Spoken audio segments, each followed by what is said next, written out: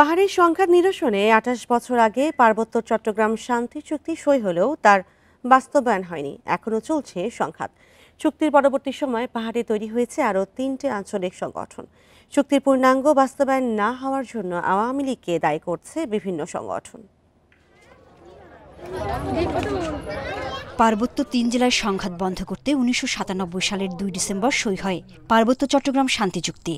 তবে চুক্তির ২৮ বছরেও এটি পূর্ণাঙ্গ বাস্তবায়ন না হয় পাহাড়ে থামেনি অস্থিরতা ও সংঘাত। বিগত ৩ মেয়াদে টানা ১৬ বছর ক্ষমতায় থাকলেও শান্তি চুক্তির পূর্ণাঙ্গ বাস্তবায়ন করেনি আওয়ামী লীগ সরকার। অভিযোগ আঞ্চলিক নেতাদের। এই চুক্তি যদি এখানে বাস্তবায়ন না হয় তাহলে পার্বত্য চট্টগ্রামের পরবর্তী যে পরিস্থিতি উদ্ভব হবে সেই পরিস্থিতির জন্য কিন্তু এই যে নির্বাচিত সরকারের দায় থাকবে। এদিকে স্থানীয় বিএনপি নেতার দাবি, শান্তি চুক্তির কারণে পাহাড়ে বৈষম্য অস্ত্রের ব্যবহার বেড়েছে। আওয়ামী লীগ চুক্তির মাধ্যমে জনগণের সাথে প্রতারণা করেছে অভিযোগ জেলা বিএনপি সভাপতির। পাহাড়ে অশান্ত হয়েছে, পাহাড়ে আরো সশস্ত্র গ্রুপ হয়েছে, অস্ত্র সমর্পণ হয়েছে, বাট আরো আধুনিক অস্ত্র দেখা যাচ্ছে। এখানে আমার কাছে মনে হচ্ছে যে আওয়ামী লীগ চুক্তি যাদের সাথে স্বাক্ষর করেছে এবং এই পার্বত্যবাসীর সাথে এক ধরনের খেলা খেলেছে, প্রতারণা করেছে। এদিকে দ্রুত শান্তি চুক্তির পূর্ণাঙ্গ বাস্তবায়নে ভূমি কমিশনের বিধিমালা প্রণয়ন সহ ৮ দফা দাবি জানিয়েছে পার্বত্য চট্টগ্রাম জনসংহতি সমিতি।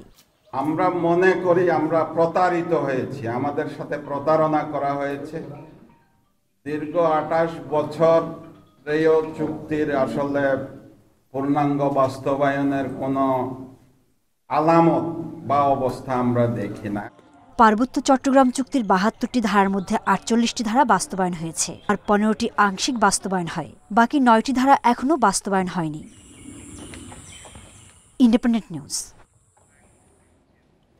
আর এই বিষয়ে আরো জানাতে খাগড়াছড়ি থেকে আছেন সহকর্মী সমীর মল্লিক। সমীর, পার্বত্য শান্তি চুক্তি বাস্তবায়নে কি ধরনের রাজনৈতিক উদাসীনতার অভিযোগ করা হচ্ছে এবং সংঘাত বন্ধে কি কি করা উচিত বলে মনে করেন স্থানীয়রা? দেখুন, প্রায় দীর্ঘ ২ দশকের বেশি যে রক্তক্ষয়ী সংঘাত ছিল পাহাড়ে, সেটি সমাধানে ১৯৯৭ সালে আজকের দিনে খাগড়াছড়িতে কিন্তু পার্বত্য চুক্তি বা আমরা যেটা বৃহত্তর শান্তি চুক্তি বলে সেটি কিন্তু খাগড়াছড়িতে সই হয়। কিন্তু আমরা দেখেছি গত পরশুদিন পার্বত্য চট্টগ্রামের যে খাগড়াছড়িতে আঞ্চলিক সংগঠন পার্বত্য চট্টগ্রাম জনসংহতি সমিতির পক্ষ থেকে কিন্তু তারা একটা সংবাদ সম্মেলন করেছে।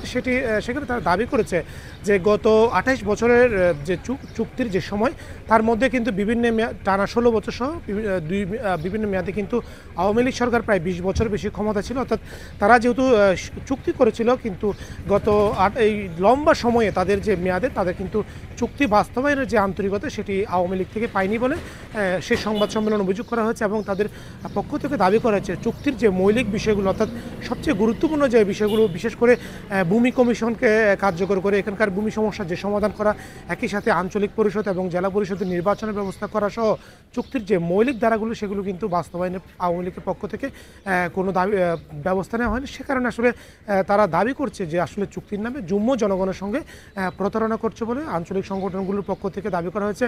আপনি জানেন ১৯৯৭ সালে চুক্তির পরে কিন্তু পার্বত্য চট্টগ্রামে আরও ৩টি রাজনৈতিক আঞ্চলিক সংগঠনের সৃষ্টি হয়েছে এবং একই সাথে পাহাড়ে যে সংঘাত সেটির পরিমাণে বেড়েছে। এবং এই চুক্তি পরবর্তী সংঘাতের সময় কিন্তু অন্তত বিভিন্ন রাজনৈতিক সংগঠন এবং সাধারণ মানুষের মধ্যে যে একটা সুফল আশা করেছিল যে এখানে পাহাড়ে শান্তি ফিরবে, সেটি কিন্তু ফিরেনি। এখানকার আঞ্চলিক সংগঠনের মধ্যে যেমন সংঘাতের পরিমাণ বেড়েছে, একই সাথে এখানকার বিভিন্ন সময়ে আমরা দেখেছি সংঘাত, সহিংসতা এবং সাম্প্রদায়িক সহিংসতার ঘটনাও কিন্তু ঘটেছে। এই বিষয়গুলোকে কেন্দ্র করে আসলে তারা বলছে যে আসলে এখানে যারা বিভিন্ন সময় রাষ্ট্র ক্ষমতা ছিল তারা চুক্তি বাস্তবায়নের বিষয়ে তারা আন্তরিক ছিল না, যে কারণে আসলে চুক্তির এখনও পর্যন্ত যে মৌলিক যে ধারাগুলো রয়েছে সেগুলো এখন বাস্তবায়িত না হয়নি। এবং তারা শুধু এখানে আমরা দেখেছি যেখানে এখন যে বর্তমানে যে 3টি রাজনৈতিক সংগঠন রয়েছে তারা প্রত্যেকেই আসলে শান্তি চুক্তির বা পার্বত্য চট্টগ্রাম চুক্তির বাস্তবায়ন না হওয়ার কারণে যারা এর আগে রাষ্ট্র ক্ষমতা ছিল তাদেরকে দায়ী করেছে এবং তারা অবিলম্বে এই চুক্তি বাস্তবায়নের জন্য পার্বত্য চট্টগ্রাম জনসংহতি সমিতির পক্ষ থেকে